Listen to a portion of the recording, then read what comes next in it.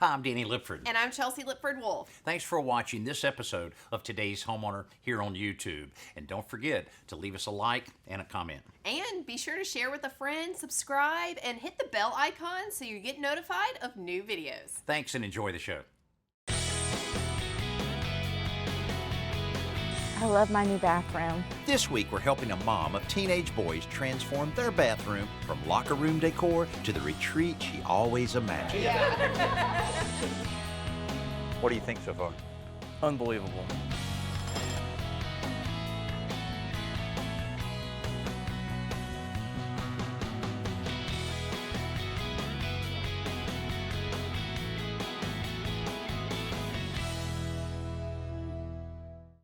AJ and Alani have owned this home for 6 years, and one of the things they wanted to change since day one is the lime green upstairs bathroom that their teenage sons use.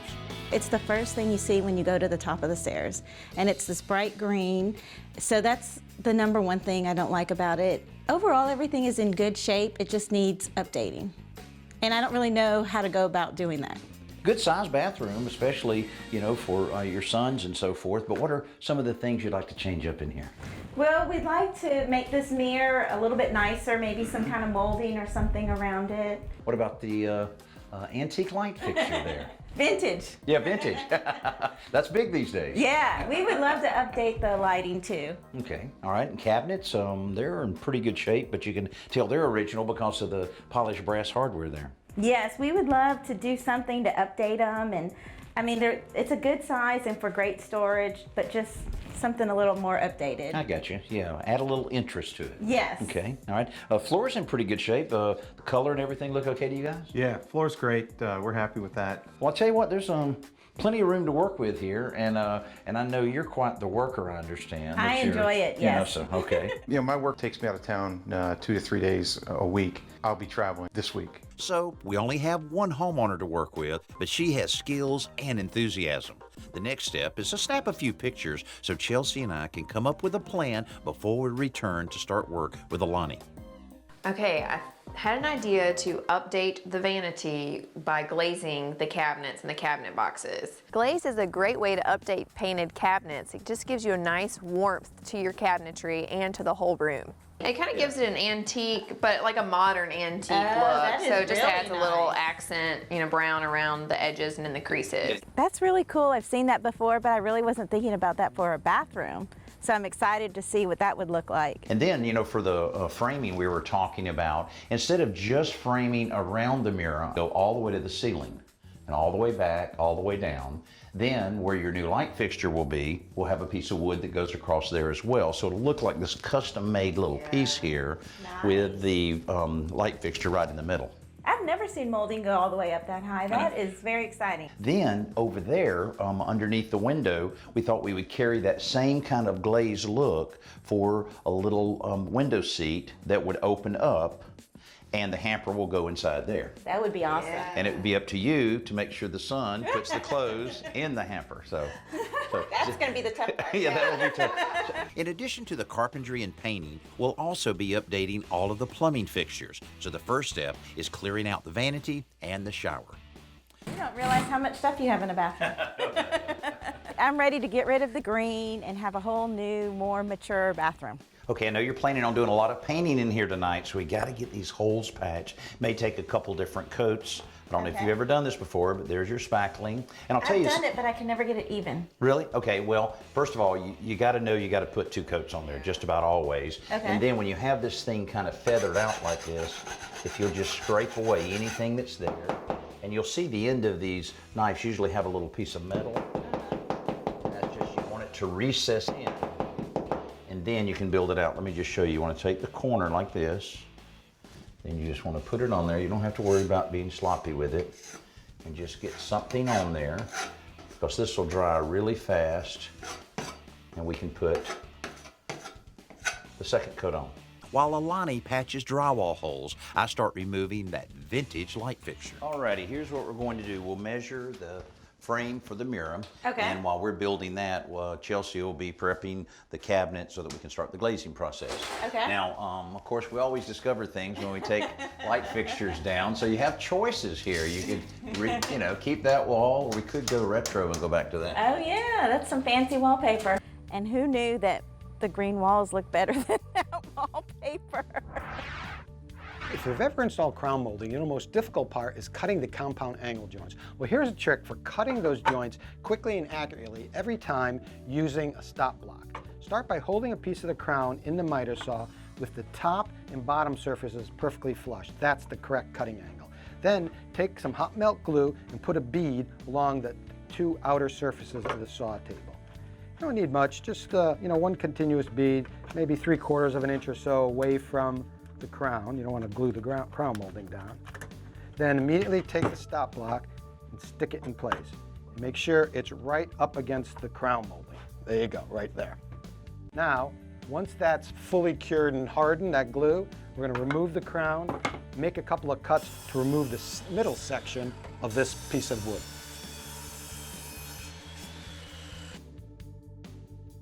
Okay, so now that we've got the center section of the stop block cut away, it's time to make the cut in the molding itself. When you're cutting crown molding, you always put it in the saw table upside down. And then adjust it, and you can see the two stop blocks hold it at the perfect cutting angle. Then you just make your cut.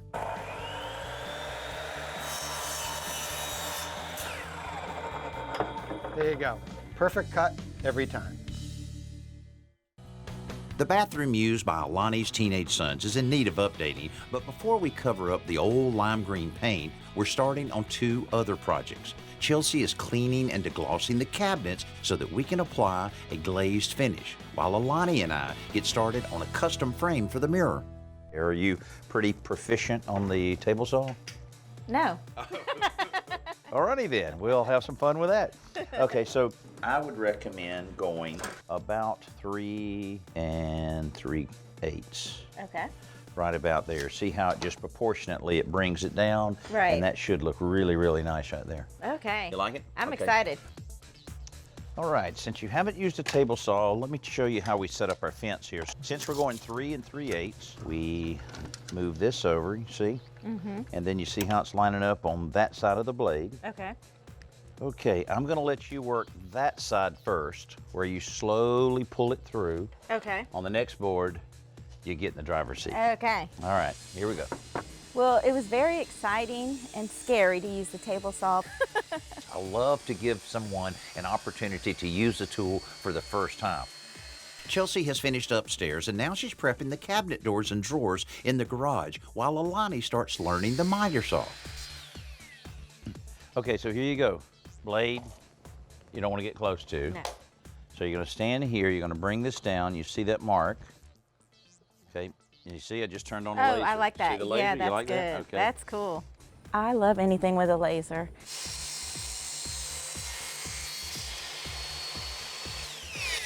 Perfect. That was cool. Perfect. All right, now we're ready to put this thing together. We're going to use some glue and check these screws out. These are some very thin diameter screws. So you start out with putting a little bit of glue right here. Okay. Okay. Is that too much? Yes. Okay. Yeah, I think that's enough glue. Less is more. Once the joint is aligned, I can drill a pilot hole before driving in the narrow cabinet screws to hold the corners together. How you like that? That's fancy. That's not going anywhere. Well, let's flip this over now. Just like that. Okay, perfect, perfect. So we're going to mount this. So the light's gonna go over here. The light's gonna go there, over there. Okay. So we can go ahead and attach this. First time using a table saw, first time using a motorized miter saw. How about a nail gun? All right, I'm ready. Let's start you out right here. Okay. Pull the trigger. Yep, pull the trigger. Okay, beautiful. Could do some damage with it. You got the hang of this. I do. When you're shooting nails close to an edge, it's important to keep your other hand several inches away in case the nail splits out of the board. Well, that's the first time that ever happened. I thought he was kidding because he's a big jokester. And you were worried about me getting close to your finger. Once the spacers are secure, we drill a hole in the center of the backing plywood for the light fixture wire. At least one thing, it's not very heavy, is it? No, not at all. See if we can make it around here without wiping out any family pictures. When we get up the stairs, Chelsea helps Alani position the frame over the mirror while I fish the wire for the light through that 1-inch hole. I'm securing it to the wall with more finish nails, longer this time to reach the studs in the wall. It's very important to stay close to the edges in this case so the nails don't hit the mirror, or your fingers, of course. Finally, we add a narrow strip of wood over the seam where the plywood backing meets the mirror to complete the frame. Just a simple mirror, and now look at it, really looks cool. Looks like a totally different mirror. Yeah, so this morning you were pretty ambitious about doing a little painting. You still feel that ambitious? I am. I'm excited about it. Good, good. Well, we really need you to do it because of the drying time we need. So first thing I would suggest you do, use the primer that we used to prime all of the raw wood. Okay. And then after that, I would fill in all of the nail holes, take care of the caulking. Then you're ready to get into wiping out these green walls. So will I paint the cut-in first? Well, what you'd want to do, here you go. So you want to use the brush to paint around the edges to cut it in, you know, to put just a couple inches around from the ceiling down. But while that's still wet is when you need to use the roller. You don't want to go around and cut everything in and then come back. You'll have a lot of lapping and it won't look good. Okay. So you feel all right about it? I feel good about it. Okay, well, I hate to leave you stranded like this, but painting's not my favorite thing. So. Thank you. I know you are just like me. Before you start a project, you like to have all of your tools, supplies, materials all around you and within arm's reach before you start that project. Now, if you are like me, I like to use my drill on just about all my projects. I'm always finding that I have my drill bits nearby. But that causes me to have to keep up with a lot of different drill bits depending upon the surfaces that I'm working on. Now, Bosch has come out with a simple solution to having to lug all those drill bits around. This is their multi-bit kit, and in it, which I have one open by the way, let me show you what you get. These 5 bits can do it all. So whether you need to drill with your hammer drill into, say, concrete or brick, you can use this drill. You've got your impact driver and you need to drill through stone, tile, you can use these drill bits. Also, if you've just got your regular drill, you can pop these in and drill through wood or metal, or also even PVC. So now you don't have to keep up with all these different drill bits to do your project, and you can just bring these 5 to the party and you're ready to go. This week we're helping Alani make over her teenage son's bathroom. Alani's homework at the end of day 1 was painting over the lime green walls, and now she's ready to show off her handiwork. All right, come check out my homework. Wow. So you were able to get 2 coats on last night then? Actually, this is just one coat. Really? And it covered that green color? I know, it's surprising. It did.